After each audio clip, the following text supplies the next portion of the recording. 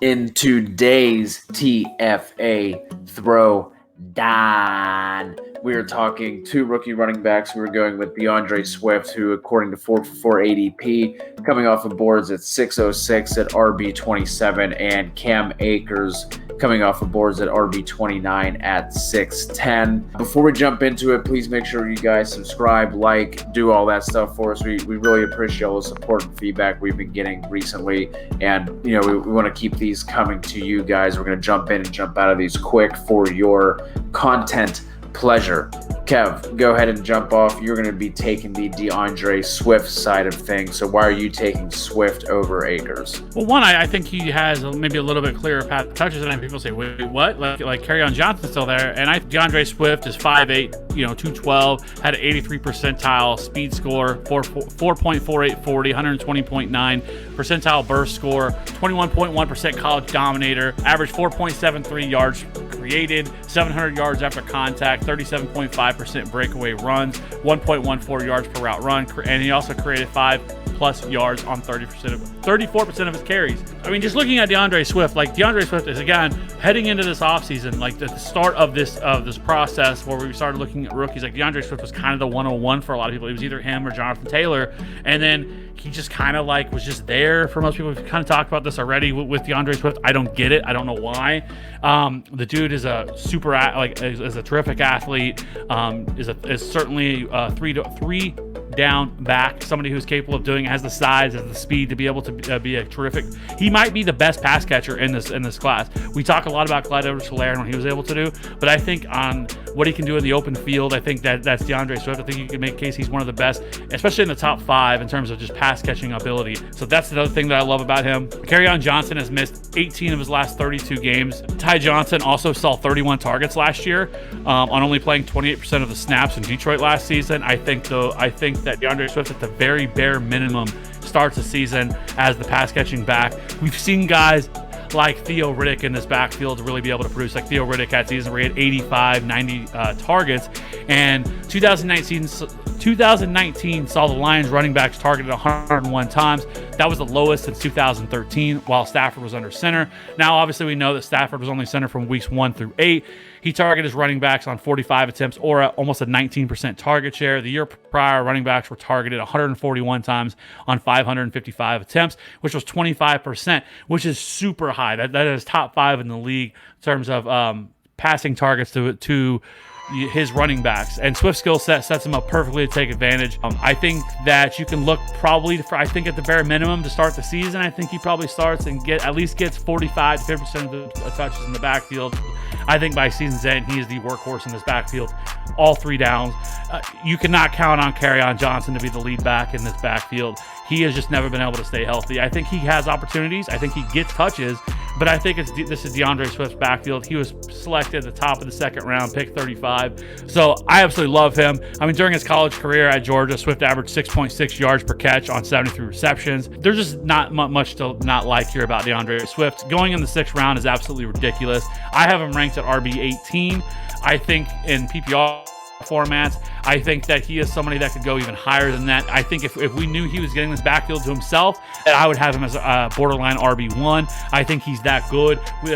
The Lions have been waiting for a workhorse back. They've taken Kerryon Johnson.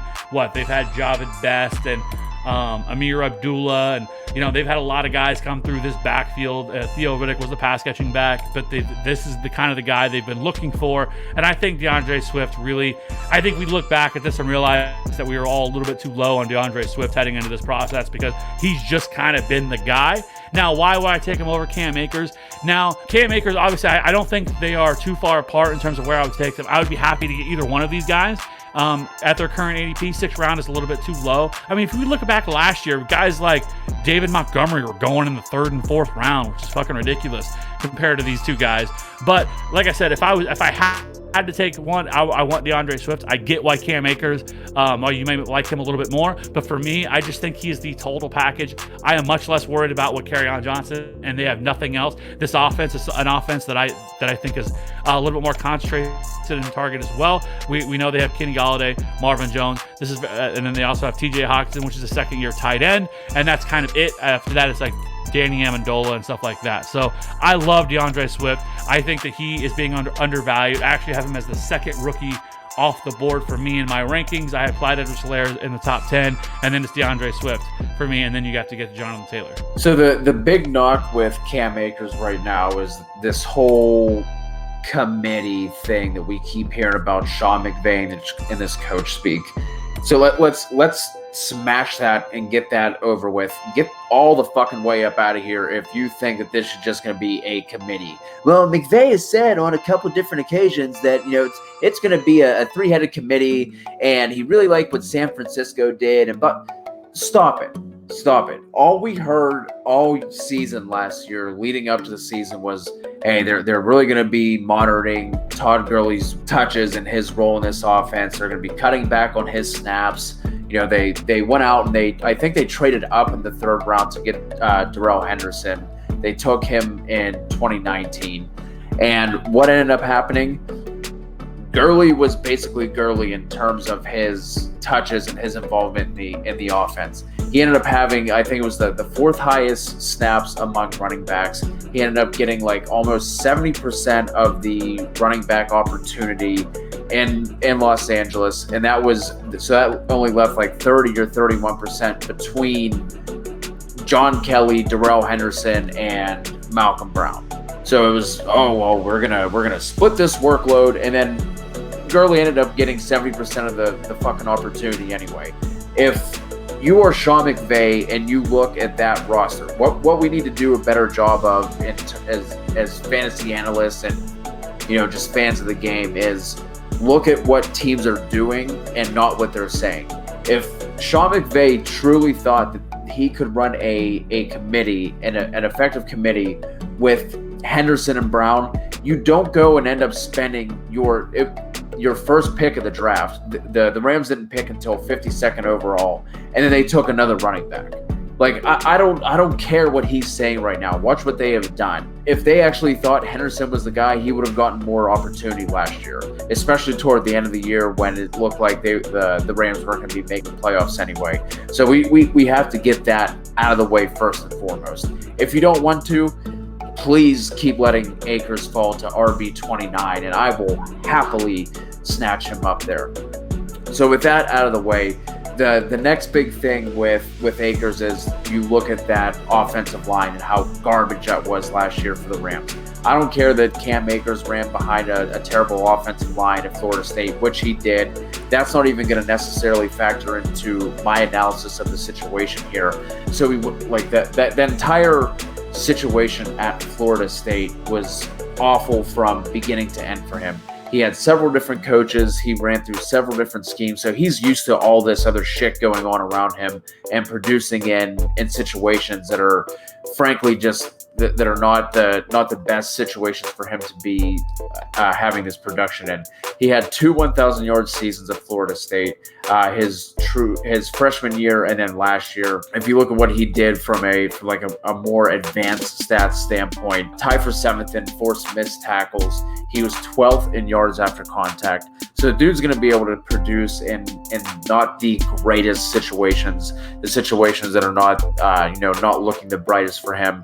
But if you look at the Rams offensive line last year, they were super inexperienced, and that was a pretty young group, especially in terms of playing together. They dealt with a bunch of injuries. If you go and look at most NFL offensive lines and their snaps and the guys who are leading in snaps, you're going to have a handful of guys who are leading with 70, 80, 90% of the snaps.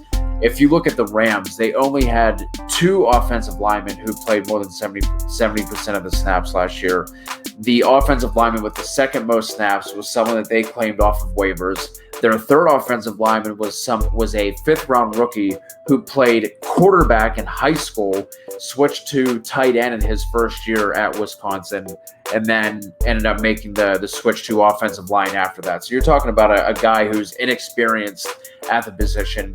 I think he had like 60% of their snaps. And if you compare that to a situation like somewhere like Houston, for instance, where there's not a lot of highly sought after individual talent, outside of Laramie Tunsil. But they had 4 offensive linemen who played 86% or higher the snaps together. So that just goes to show that like the continuity is super important in a situation like that. Their line should be back and healthy. We're expecting the Rams to run more 12 personnel, more 2 tight end sets. That'll help out because I can't imagine they're going to flank both of those guys. They're going to have at least one of those guys attached. So I think the offensive line situation is kind of being a little overblown. If they can come back and be healthy, I think that's going to be a big spike to the production for the running back position for the Rams. And as bad as Gurley's season was perceived last year, he still finished as an RB1. I think he was RB12 last year. And the place that really hurt him, and something I think Akers is really good at, is the pass catching. Gurley only had like 40-some targets last year, and the 2 years prior, he had 80 in back-to-back seasons. So if he can slide into that Gurley role from 2018 in terms of getting more targets, I could see a path to Cam Akers finishing as an RB1 this season, as long as he's able to take that role and run with it from the get-go. I think it's going to be sooner rather than later. I don't think this is a situation where it's going to take Akers until week 5 or 6 in order to take over this backfield. I think this happens by week 1 or 2, to be completely honest. I don't think Henderson is anyone we have to worry about, because Henderson is if you watched his tape at Memphis, he's someone who needed those wide open holes in order for him to really get going and to really produce. He's not going to necessarily have that with Los Angeles, even when their offensive line does improve like I'm expecting from last year. I think this is a case where Akers is just going to come in and completely snatch that role away, and he's someone who I'm just really high on this year. Yeah, I mean, like we said, I mean, I think we both kind of agree upon both these guys. If you can get both these guys later round, I would, like I said, I prefer DAndre Swift because of his pass catching upside, and I know that I can bank on that as bankable targets that he's going to get no matter what. I don't think DeAndre, and I think at the very least, we're talking a couple of weeks, and he's going to end up being the feature back in this offense. Yeah, I think it could happen starting week 1. He's that good, so that's kind of why I prefer DAndre Swift. But like I said, you can get either one of these guys in the 6th round. Is absolutely ridiculous. They could end up rising as we start hearing more and more about this stuff. Maybe they end up going in the 4th or 5th round. I still would have no problem with that, especially how far running backs are being pushed up in drafts. Like, these two are some of the biggest steals in drafts right now. But like I said, I fall on the DAndre Swift side of it just because of everything that I laid out there. So I would be perfectly happy with getting you to one of these guys, but I am definitely taking DAndre Swift, and I know everybody else will agree with me that DAndre Swift is the pick and the side to go on. So other than that, all I want to say is I really appreciate everybody checking out the show. Keep hitting that like and subscribe button. Every time you hit that like button, it tells YouTube that to show our content. So I really appreciate it. It helps us grow. Hit that subscribe button if you haven't already. We truly appreciate it. We're trying to do this stuff for you guys, try to help you guys win championships, because that's what we're here for. I keep saying it, but I mean it. Hashtag TFA for the chip, because that's what we're doing. That's what we're here for. And if we're not, hey, you let me know, and I'll come up with something for you. If you don't win a championship off what we talk about, I got you. I got your back, because that's what we do here. We win championships. We don't do no flimsy bullshit takes like everyone else does. DAndre Swift, pound that DAndre Swift draft button, and let's win some championships. Let's go.